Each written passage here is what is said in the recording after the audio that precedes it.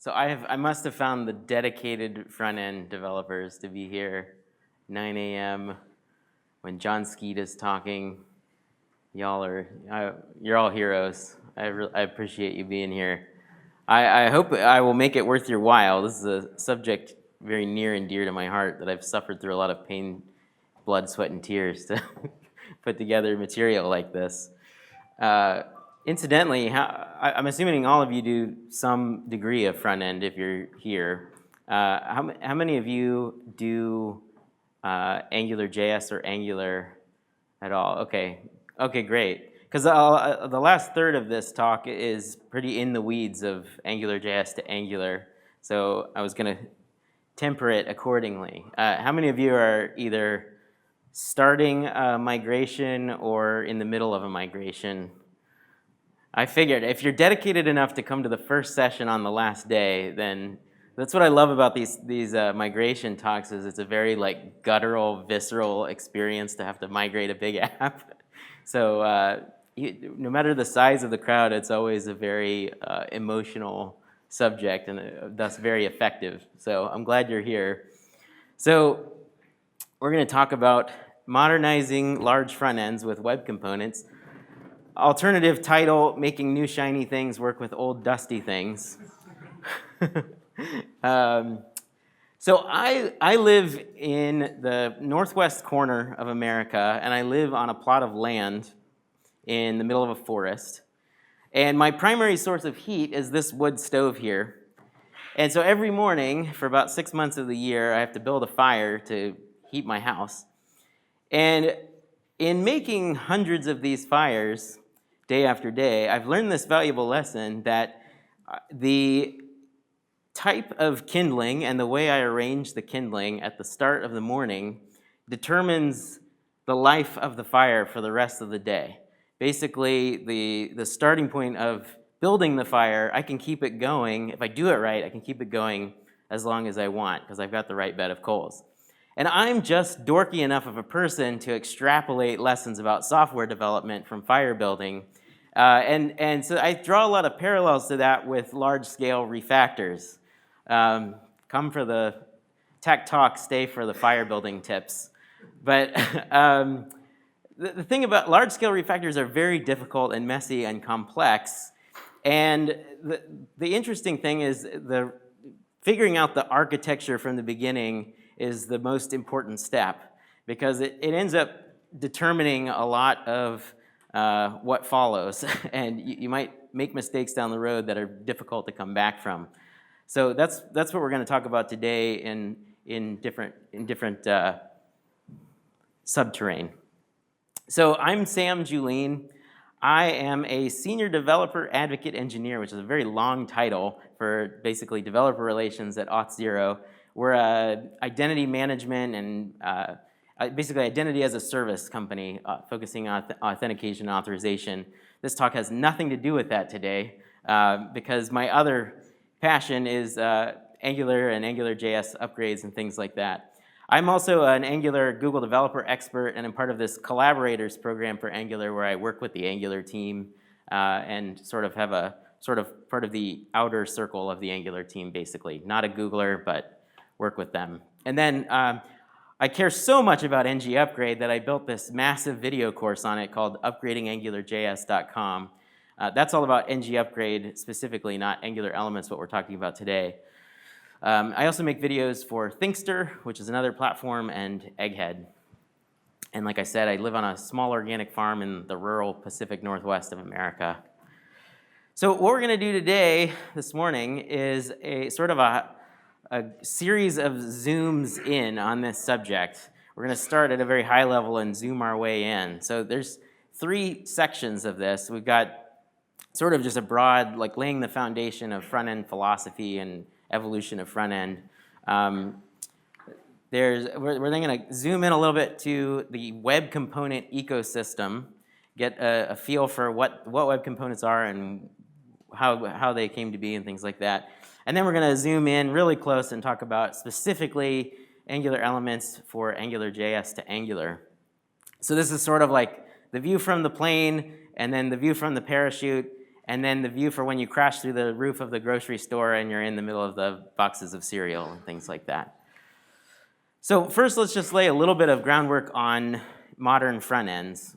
Since this is usually more of a back-end heavy conference, more of a .NET C# kind of conference, which is my background as well before I got into front-end stuff.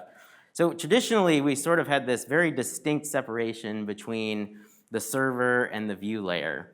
Probably a lot of you here are familiar with the concept of like .NET MVC with like Razor templates, kind of a very clear boundary between the business logic and the view layer. And then over the last several years, these things called single-page applications came along and really kind of messed up that whole scenario. And things got really jumbled really quickly, where it became very ambiguous where business logic should live. Should it live jumbled in with the front-end code or still on the server? And things got a little complicated. And for a lot of the early days of single-page applications, like any of you familiar with like Knockout and Backbone and things like that, there's a lot of mixing of the business logic with the templating and things like that made it very hard to understand.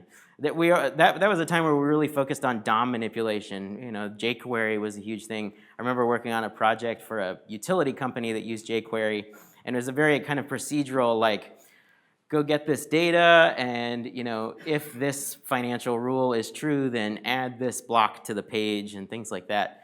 So that also sort of contributed to this muddling of the business logic and the view layer.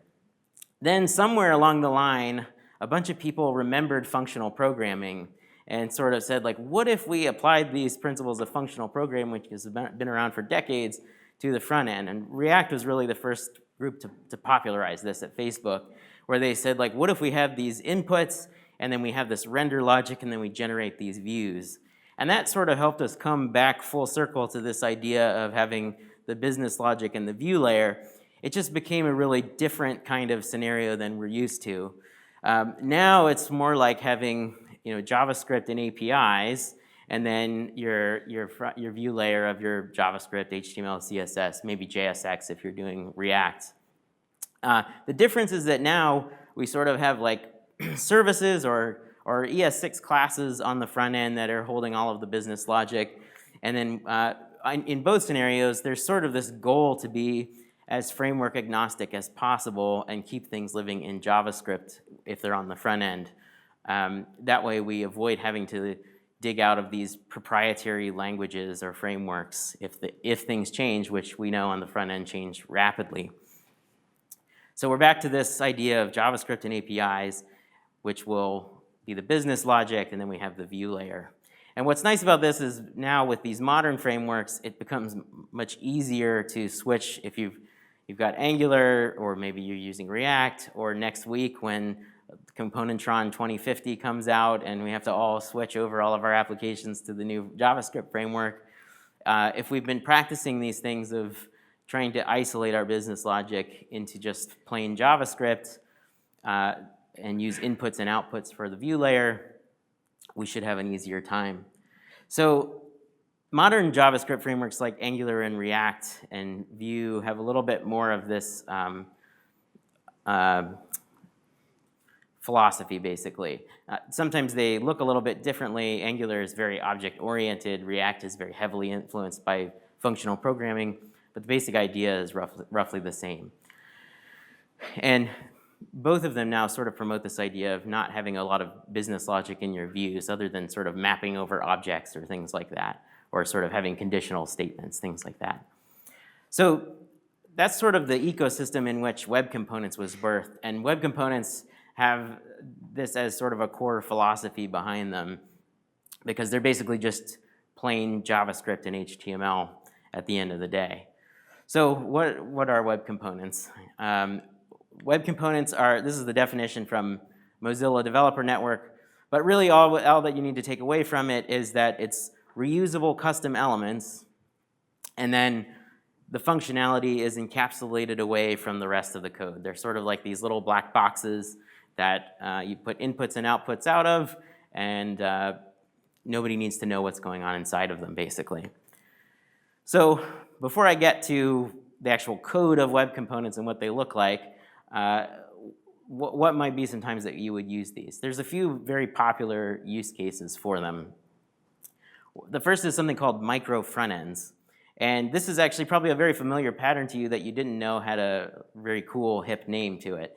For example, maybe you've done something like this where you have Microsoft CRM or SharePoint or something like that, and you stick tiny jQuery front ends or AngularJS front ends or something like that to display some data or something. You can do the same thing with web components now, basically, where you have a web component here and a web component there and a web component there. And that's one example. You could also, a micro front end might also be a front end for a microservice. It's a very small, self-contained front end. So that's one use case. Another really popular way to use web components is to create shared component libraries for your UI. So for example, maybe you have a team at your company that's using React and a team at your company that's using Angular or whatever, and you want to design different UI pieces, date picker widgets, whatever. You can use web components for that and then share them in these other platforms, because at the end of the day, they're just JavaScript and HTML and CSS like everything else. So kind of a marriage of those two ideas is the idea of using web components to modernize old front ends. And that's what we're going to talk about today. But this is an idea where you have your legacy code and then you stick some web components around, and you can either use that to write a new feature in a more modern way, or you can use it to upgrade an old feature into a more modern way. And just slap that script tag on the page and you're done.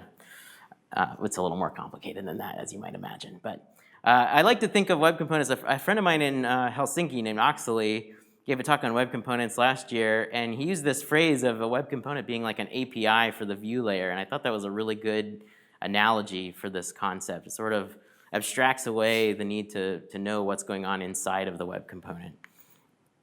And again, that lets us come back to this idea of separating out our business logic from our view layer.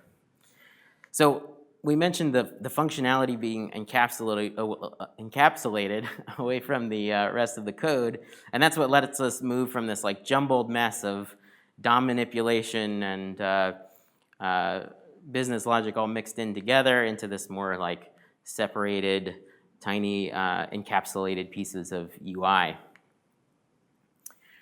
So now let's actually look at what a custom element looks like. And it's interesting because there's the first part of custom elements is very simple and straightforward, and then as with most things in development, you dig a little bit deeper and things are not quite as simple as they seem and not quite as easy to use as you might think. So a web component or a custom element is composed of basically three things. The first is a selector string, basically the thing that you use that you put in the brackets on the page. The second is just a JavaScript class that defines the functionality of the component. These two things are put into something called custom elements registry.define, which is just a browser API. And then all of these can also include an options object. So here's an example of what that would look like. So we have custom elements.define here. And then into that function, we pass our selector string of my element. Let me see.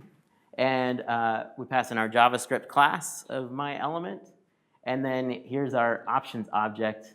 In this case, what we're doing here is we're extending the p tag. We can basically inherit from another HTML tag. This is optional. You don't have to do this. If we do include the extends p tag, when we put this on the page, it's going to look like this, where we use the p, and we pass in this attribute called is with our selector string of the custom element. So that's one way that you can define a custom element. I'd say the more prevalent way to do it is to ditch the options object unless you need it for something, and just use your own custom element from scratch, basically.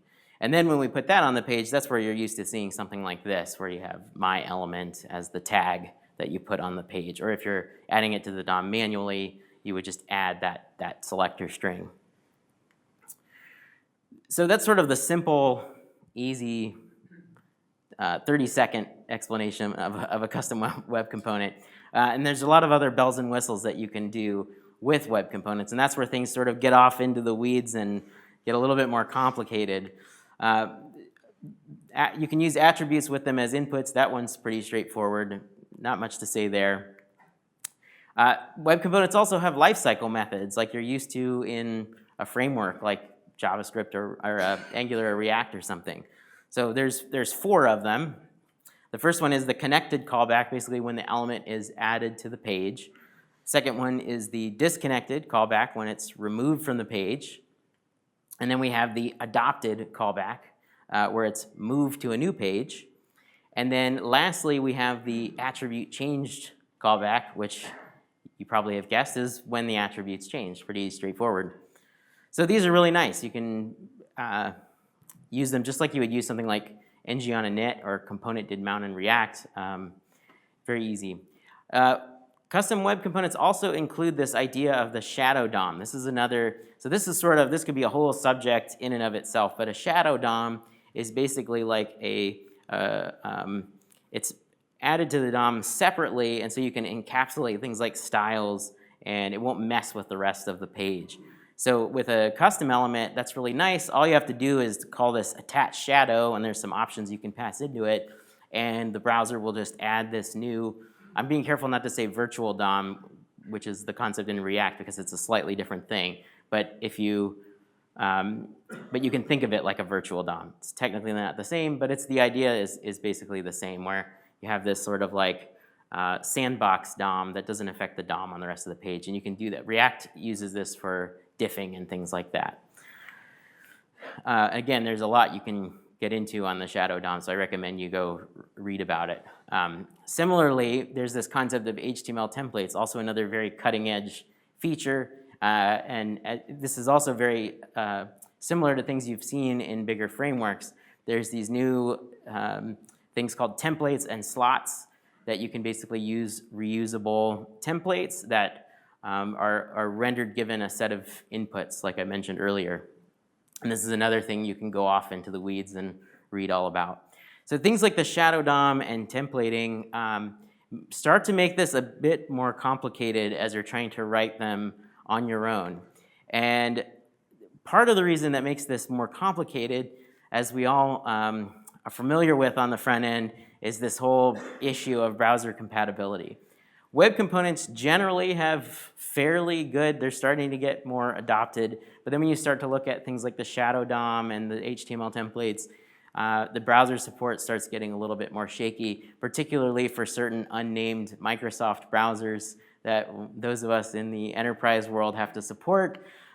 Things get a little bit more complicated. And because of that, you need to keep track of a lot of polyfills and figure out, which features need polyfills for which browsers and things like that. So that's when things, you start to go down this path of like, oh, web components, I'll just write them myself, it'll be easy, no problem. And then you start, somebody's like, well, what about Internet Explorer 9? And you're like, I don't know, burn it all to the ground. So that's where custom element libraries come into play. As with most programming concepts, just borrow somebody else's work so that you don't have to write this all from scratch. So custom element libraries add sort of a small layer of abstraction over web components so that they can worry about all the polyfills and all of the compatibility issues and things like that, and maybe make the syntax a little bit nicer so that you're not doing direct DOM manipulation and having to remember query selectors and things like that. So we're just going to briefly go over a couple of the biggest, most popular ones. One of the most popular ones is called lit element. It's part of the Polymer project. Lit element is extremely thin and lightweight. People really love it. It has a number of great features. It's very declarative. I'll show you the syntax here in a second. It's extremely lightweight, and it's also very interoperable. It works with a lot of other frameworks and things like that. Plays really nicely. So people tend to really like using lit element. And you can see the syntax for it is very familiar. It's this is like ES6 with decorators and things like that. Not exactly TypeScript, but looks pretty close to TypeScript, where you just import things from lit element, and you define your class, and all you need to do is decorate it with this custom element decorator, and define a property, and you have a render function. So it's very familiar for if you're coming from frameworks or if you're coming from like C# or things like that. It helps to hide away some of the more in-the-weeds DOM manipulation kinds of things. And then you just throw it on the page with the tag that you've defined, and you've got your name input there, and you're good to go. So that's lit element. Then we've also, there's one called Stencil. Stencil is created by the Ionic team. How many of you have heard of Ionic, the mobile platform for building hybrid apps? So they've also built this project called Stencil, also a very popular project. They've got a number of things going for it. It's also very simple, also very lightweight, and also very good at cross-framework stuff. One thing that I really like about Stencil is that you can use JSX with it, which is the way you write templates in React. So it's a very nice modern way of writing web components. The one we're going to focus on in the rest of this talk is Angular Elements. Angular Elements is obviously from Angular, but it's actually an official Google package as part of Angular. And what's really, really nice about Angular Elements is that it takes all of the web component stuff, but just lets you write Angular and let that Angular just become custom elements. It's very nice. They handle a lot of things for you that you don't need to worry about. And that makes it really powerful because along with Angular, you're going to get like RxJS and everything. You basically just write regular Angular, and then Angular Elements will translate that all into custom elements, which makes it a really nice tool to use. And then the other thing that's really nice about Angular Elements is because it's an official Google thing, they've gone back and they've added some hooks into AngularJS that we'll see later on that let it work really nicely if you're doing a migration from AngularJS to Angular, which is incidentally why you're all here.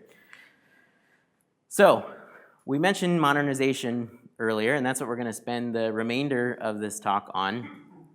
And I think we're going to end up having a little bit of time at the end for questions and everything like that. So no worries there. So of course, we're going to be talking about AngularJS to Angular. My hope is that you can sort of zoom out one level and take some meta lessons away of moving any legacy project to Angular with Angular Elements, because that's certainly doable. And then maybe you can also extrapolate a little bit further out to another meta level of just moving like any legacy thing to any new thing with web components. You might have to squint a little bit more to do that in this case. But we're going to focus on AngularJS to Angular. And since we have a number of AngularJS to Angular folks in the room, I'll slow down a little bit on this section and go into a little bit more detail on it. So to give an overview, when it comes to migrating from AngularJS to Angular, there are classically 4 basic paths to doing that. There is the rewrite path, sometimes known as the Big Bang. I like to call it burn everything to the ground and start over. There's the ng upgrade path. So ng upgrade is a library written by the Angular team that is specifically for migrating. It's a bridge between AngularJS and Angular. And it basically lets the two frameworks run side by side.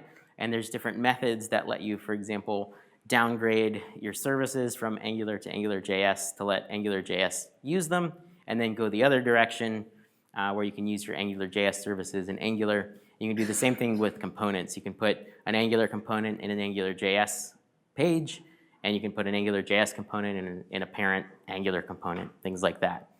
Very popular method, and we'll see some of the downsides in just a second, though.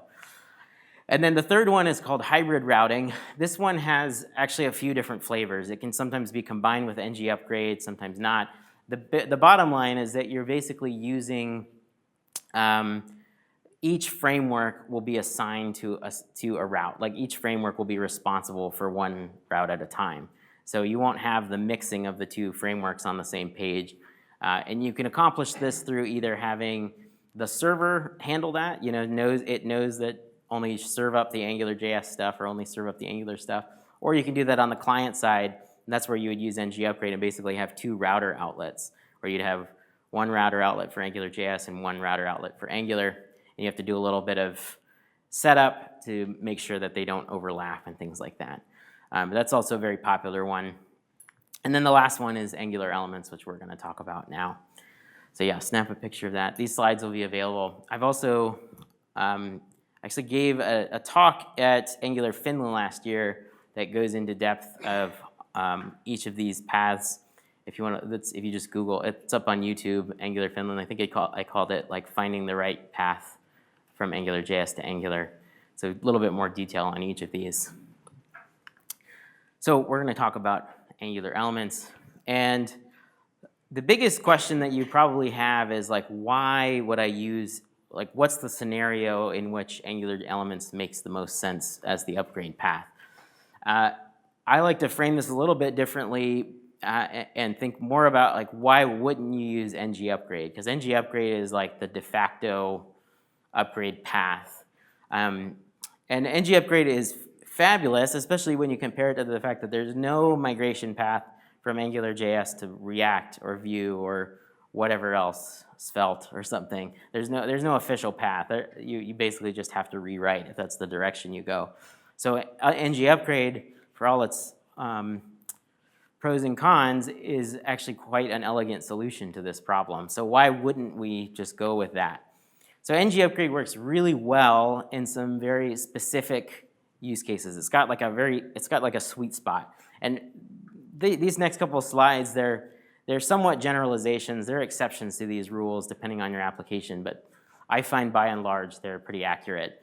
So ng upgrade works really well for small to medium apps. I like to say, like, basically it's for apps that are small enough to where you don't need a much more complicated solution, but they're big enough to where rewriting them is a laughable idea. Like, it would be silly to like shut down your business for 6 months or a year to rewrite the application from scratch. You have to be able to iteratively migrate these applications. So usually in the neighborhood of like hundreds of components, probably not like thousands of components, although it does happen. It also works really well for apps with fairly low complexity. So one thing, AngularJS was huge in line of business applications. Probably a lot of you out there are using line of business applications for insurance companies or banks or things like that, where you're doing these basically just massive CRUD operations, interacting with a database and stuff like that. ng upgrade works really well for that. You can just replace your CRUD application pretty quickly with ng upgrade. And then it also works very well if you've modernized your AngularJS to some extent. This isn't a requirement, but if you're already using things like ES6 modules with Webpack, if you've already switched to component architecture, maybe you're using version 1.5 or higher, most of those aren't hard and fast requirements, but your life will be a lot easier with ng upgrade if you've already taken some time to at least get it to be a more current AngularJS. You're not using like $scope all over the place and $rootwatch all over the place, things like that. So that's sort of where ng upgrade works really, really well. But there are some flaws with ng upgrade, and most of them have to do with the fact that the two frameworks are extremely tightly coupled. You get a lot of benefits from this, but there's also quite a few downsides depending on the way that your application works.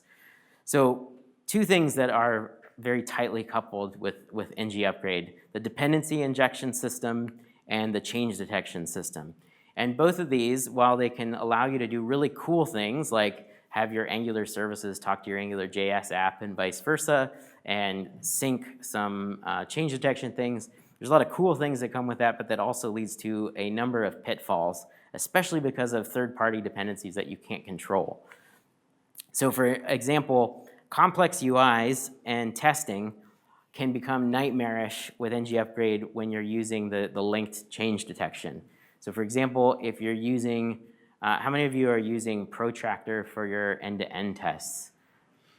Nobody, okay. Well, that's good. I mean, it's not neither good nor bad, but Protractor is an end-to-end testing framework that was the official AngularJS end-to-end testing framework, and it hooks into the change detection cycle.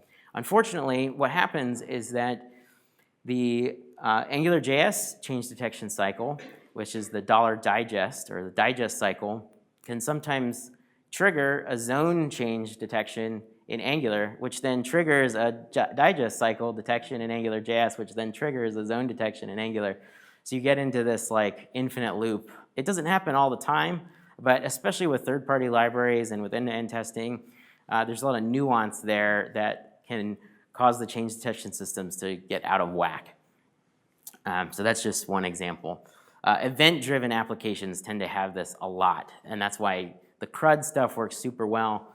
The change detection doesn't matter too much, but in the event-driven applications, they can. I should mention, since we're going a little bit deeper in this subject, that ng-upgrade does have an option for you to turn off that linking of the change detection. So if you are concerned about that, there's actually another way to use ng-upgrade where it turns that off. It just makes the process much more manual. You have to trigger change detection yourself and stuff. So sometimes worth the trade-off, sometimes not, depends on your use case. So Angular Elements, where does Angular Elements work best? Angular Elements works best with very large applications where the time it would take to set up the hybrid application with ng-upgrade is not worth, I mean, sometimes you've got these apps with thousands of components and just like massive banking applications and things like that, that it just won't make sense to use ng-upgrade. Also apps, again, with very high complexity, very event-driven applications, things like that. And then also apps that maybe are using really old patterns, maybe AngularJS 1.2 and $scope and things like that, where the time it would take to modernize the AngularJS code just doesn't really make any sense. And that's when you can use Angular Elements to just patch in Angular.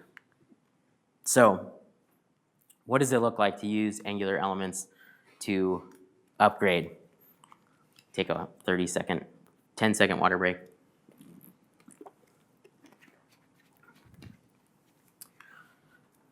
So there's roughly, give or take, 4 steps to this process. The first step is the setup of the system of Angular Elements and your legacy code.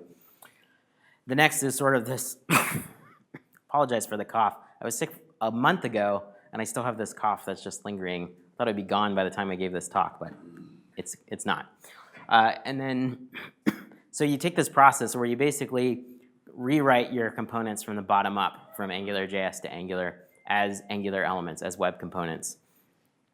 Then, should you need to share state between the two frameworks, instead of using ng-upgrade, you'll basically create these vanilla JavaScript services and then wrap the two frameworks around the vanilla JavaScript services. And then lastly, once everything's been rewritten to Angular, you'll convert your routing over, and then you'll remove the Angular Elements library. So what does it mean to set up Angular Elements? How does that work? And this is, so normally when I give tech talks, I really try to avoid like hand waving over details, and because that always really annoys me. I really don't like going to a talk where the speaker is like, this is easy, like you just like do this thing and it works and it's fine. And then you get back to your desk and you realize like it's 10 times more complicated than you thought. So I'm breaking one of my cardinal rules here simply because the ecosystem around Angular Elements is a little bit unstable right now because the Angular team has been working on this new renderer called Ivy, and it involves basically a complete rewrite of the renderer of Angular while trying to make it completely backwards compatible. And Ivy will enable a lot of changes in the internals of Angular Elements, which will also enable a lot of tooling changes with Angular Elements. So my goal here is to give you sort of the building blocks of the process, but don't get too lost in the details because it's possible that over the next 6 months or so, the steps will get simpler. So that's my disclaimer. But here's basically how the setup is going to look. You're going to have this mono repo situation here where you've got your Angular CLI project that has your custom elements, and then your AngularJS project that'll have your legacy code. Obviously, there's a lot more than index.html in here, but I've omitted like the hundreds of JavaScript files for the sake of simplicity, because the index file is the thing that matters here. So what you'll do is you'll have your custom elements over here, and you'll bundle them all up using the Angular CLI, and there'll be a bundle of your custom elements. And then you'll also have these polyfills for all that backwards compatibility that we mentioned. And you might bundle that into a separate file. Sort of depends. There's different ways you can splice and dice this depending on your use case, but essentially that's what you're going to be doing. Not pictured here is also the dependencies that will be included in the bundle. But you'll have to ship Angular as well as things like RxJS in the browser along with these custom elements. And that's some of the detail that is going to get refined over time. When Ivy comes, they'll make it a little bit smarter with deduplicating a lot of that stuff. And then you'll inject those script tags into your AngularJS index.html, and that's how you'll be able to use the custom elements on the page. So the first step, after you've created the CLI project that you'll house all of your elements on, you're going to want to add Angular elements to it. So you'll just use ng-add and add Angular elements to the project, pretty straightforward. Almost immediately after doing that, you're going to want to check out this tool called ngx build plus. So the nice thing about the Angular CLI is that it's very opinionated, gives you a very straightforward path on tooling for Angular. But the downside of it is that it's not as flexible as it could be. And so a community member named Manfred Steyer, you're over on this side of the pond. How many of you know who Manfred Steyer is? He's an excellent teacher in Austria and a brilliant coder. He built this tool called ngx build plus that basically extends the CLI to make it more flexible. You can customize the Webpack build and things like that. Manfred is partnering with the Angular team right now, and so I have a feeling that before long, this will actually get wrapped up into the official CLI, but I can't promise that. It's not really an official thing. But it's so useful that I have a feeling it'll eventually just get absorbed into the CLI. So you can use ng-add for ngx build plus. And when you do that, you're going to have all these new options for the CLI. One of them is this ability to add this single bundle flag. And instead of the 5 or 6 files that the CLI generates by default, you can just put everything into one file. And there's a lot of other options that'll add. You're also going to need some sort of way to get the bundled custom elements over into wherever your legacy code lives. So you could do this any number of ways. This is just an example with the CPR binary. You could use PowerShell, you could use a bash script. It doesn't really matter, but the idea is that you need to take that dist folder of the custom elements, move it over to wherever your legacy code is so that the index.html will know where it lives.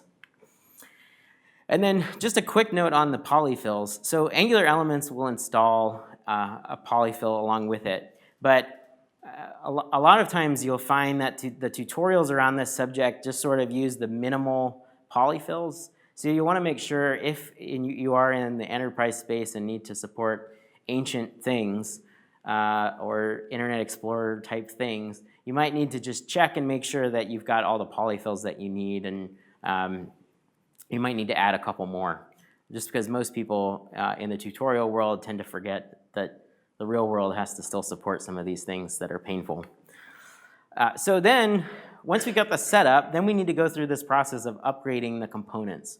And that's sort of just a one-by-one kind of process. So we've got this customers page here, and on this customers page, we've got a customers table, and then inside of that, or we've got the customers container, and then we've got the customers table inside of that. And we have this data flow basically of the customer service passing data into the customers component, and then passing that into the customers table component. So what we want to do is start with the customers table component at the bottom because it has the least dependencies basically. So to do that, we're basically just going to write an Angular component. That's what's really nice about Angular Elements. So there's nothing special about this Angular component except that you'll notice that there's no selector tag. And we're going to come back to that at the end of the talk. But everything is basically just as you would write a regular Angular component. You can see we have an input for the customers. Everything is pretty much the same. But then in order to actually translate that into an element, into a custom element, we have to do a little bit of setup. So in our ng module, if you're using Angular 8 or earlier, you'll need to add the components to the entry components. Angular 9, because of Ivy, ditches entry components. It's no longer needed. But as of right now, Angular 9 isn't out yet, so pretty much all of you will have to do this until Angular 9 comes out. You also add the component to the declarations just like you normally would in Angular.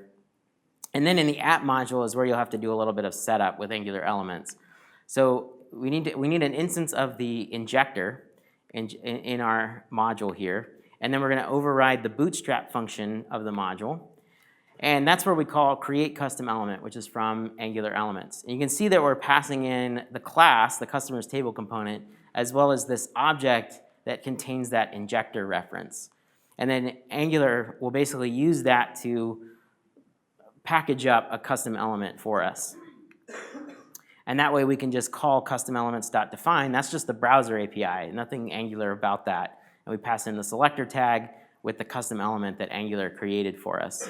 So all in all, quite nice, because you're just basically writing Angular and then you have this little bit of these few lines of code and you're off to the races. So earlier we saw that we had this customer's input, so how do we actually pass that in? And that's where, this is another area where Angular Elements is really nice, because they've gone back and in the final release of AngularJS, which is 1.7.9, I think, they've added these helpers for Angular Elements.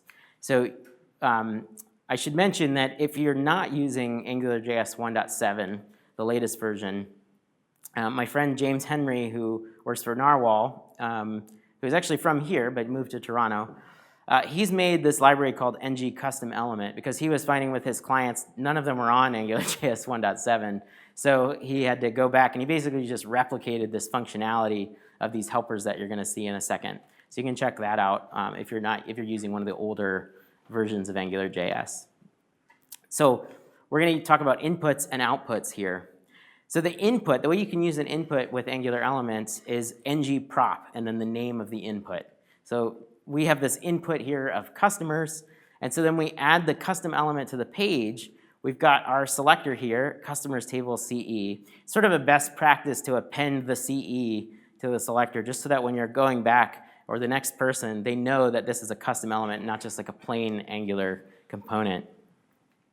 And then to pass that element in. So this is, I should mention, this is on the AngularJS. We've thrown this custom element onto our legacy code. So our HTML, like our AngularJS template or whatever, contains this new custom element from Angular.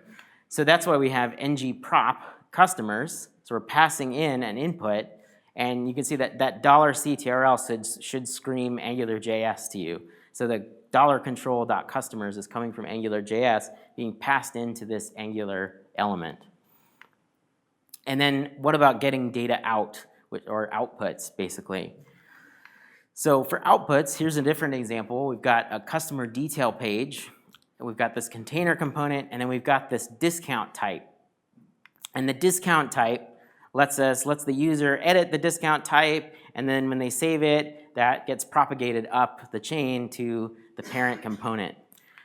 So we've got a customer detail component and a discount component, and they're passing data back and forth basically, and we want to be able to convert that discount component from AngularJS to an Angular component. So how do we do that?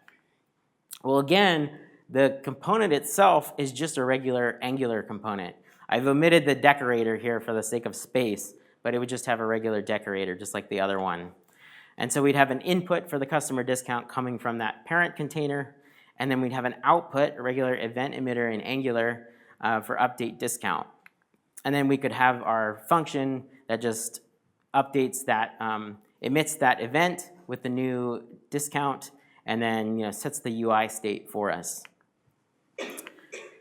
So to use that, we use something called ng-on. That's our hook for AngularJS. So here we're using the discount component, the custom element, inside of our AngularJS template. So we have our custom selector here, and then we have, again, ng prop with customer discount. Notice that the underscore there replaces the camel case. So you can't do the camel case in these things. You have to replace that with an underscore. And then again, screaming AngularJS $CTRL.customer.discount. That's coming from the parent component being passed into the custom element. And then for our our event of update discount, we're passing in the function from AngularJS for update discount and passing in the $event. So when that update discount event in the custom element gets triggered, it will trigger the update discount function on the parent and pass in the event from the custom element. And that's how that data will get propagated up the chain there. So now we've got two custom elements, and does that mean we just have to like add all this bootstrapping code every single time?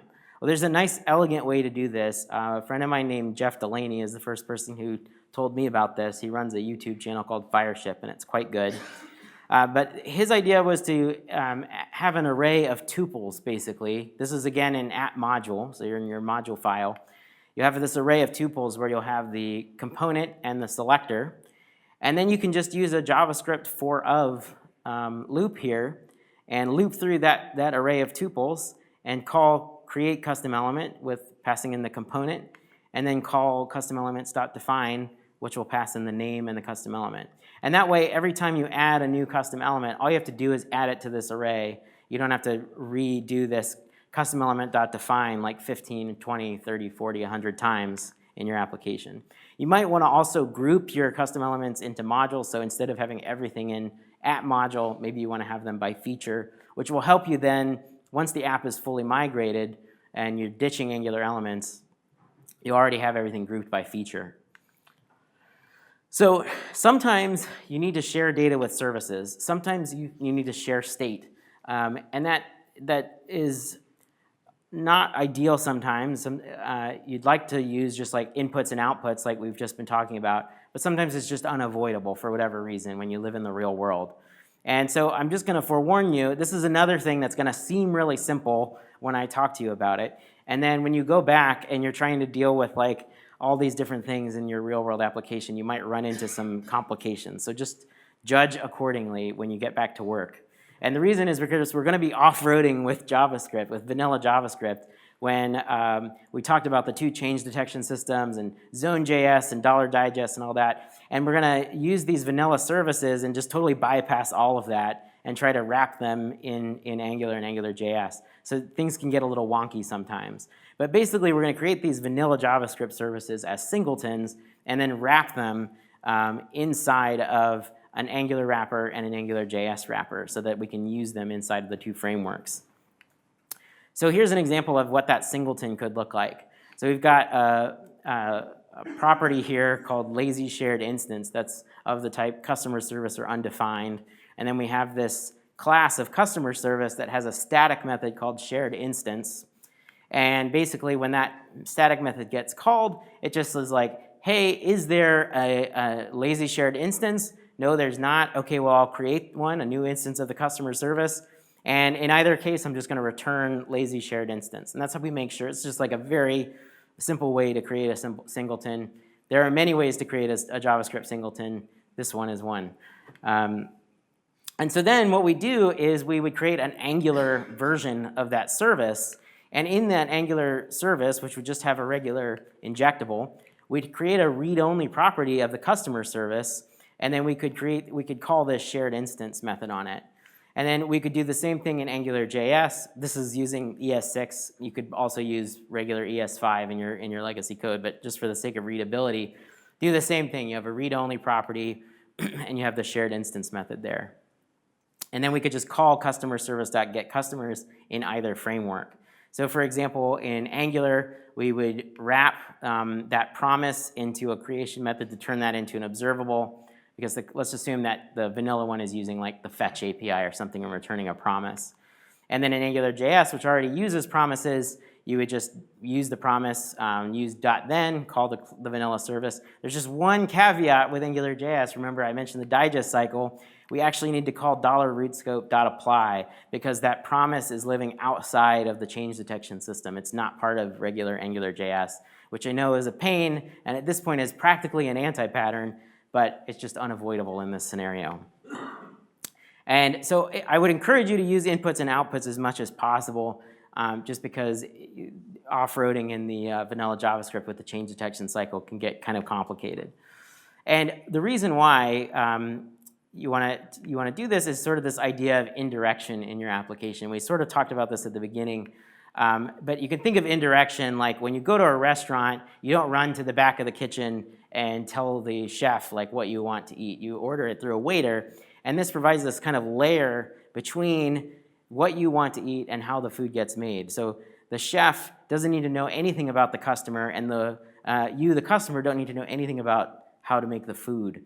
And this allows a lot more flexibility. There's going to be many different customers, there's going to be many different orders, and that's the power of indirection. And incidentally, indirection is the core foundation of the Redux pattern, which in Angular gets translated into NGRX. And the reason I bring this up is because when we go back and look at the use cases for these Angular elements migrations, we talked about large apps with high complexity and these legacy patterns.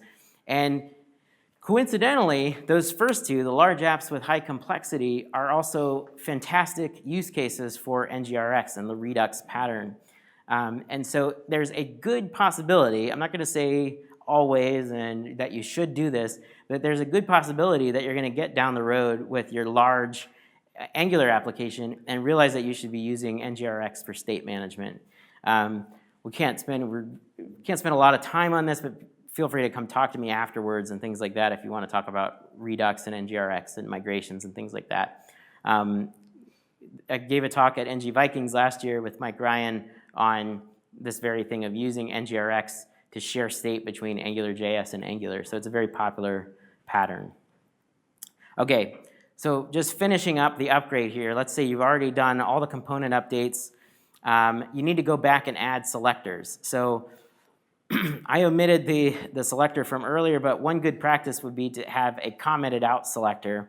Because you remember, the selector is getting defined when you call custom elements.define. So that's why you don't have the selector here in the decorator. So you might want to have commented out selectors so that then once you're done migrating, you can just uncomment it and you're good to go. Lastly, you're going to need to go back and switch all your routing. If you were using AngularJS for routing, you'll switch that over to Angular. There's not much to that other than it's just sort of a grind of doing it. But I would leave it to the end. I wouldn't try to have both routers going at the same time if you can help it. And then lastly, you'll drop the Angular Elements package. I got to make sure I say that because one of the times I gave this talk, somebody was very confused that I say at the end, like, just drop Angular Elements because she thought I meant, like, delete all the work that she did. So you're going to get rid of the dependency of Angular Elements, basically, which means that you want to clean up your modules, get rid of all that bootstrapping code, uninstall the package and the tooling around it, and then you can probably get rid of most of the polyfills that you added for the custom elements. You might have to keep some of them just for the sake of Angular, but the specific web component stuff you'll be able to get rid of. Okay, so I've hit you with like so much information in the last 52 minutes. Luckily this is recorded and I'm always available. Being a GDE and stuff, like part of my job is to help you with these things, so please always feel free to come talk to me. But we talked about how web components are this idea of reusable custom elements with the functionality encapsulated from the rest of the code. Then we looked at sort of the anatomy of the vanilla custom element with the selector, the class, and the options object. Then we talked about how that gets a little complicated when you start getting into the more advanced features of web components and making sure that they're compatible with browsers, which is what leads to the creation of those component libraries like Stencil and Lit Element and Angular Elements. Then we looked at the Elements upgrade strategy piece by piece, where first you've got the setup process, then you've got your sort of just grind of upgrading all the components one by one. Then you've got this idea of sharing state with vanilla JavaScript services and wrappers. And then you basically just convert the routing and remove the elements. And that's basically it. There's a number of resources out there on this subject. There's even more than what I've got here. So if this is something that you really go down the rabbit hole with, get in touch with me, and there's a number of things. For example, the consulting firm Narwhal has been doing this process with Capital One, the bank, and they've written about this process. I think it's on Medium. They've got articles about this process of using elements for upgrading. Last year at NGConf, they also gave a talk about this process where they go through some of the pitfalls, and they looked at ng upgrade and things like that. So that's a good resource. Just Google like upgrade capital 1 or something like that. You can find that. There are a lot of other like more broad resources on web components and things like that if you just start going down that rabbit hole on Google. But I think that's basically it. The slides are at ndc-london, or they will be within the hour or so. So just samj.im/ndc-london. And you can follow me on Twitter at samjulien. Send me a message, whatever. I also have Auth0 stickers up here. Feel free to grab an Auth0 sticker. And that is basically it with 5 minutes back of your life. So thank you so much.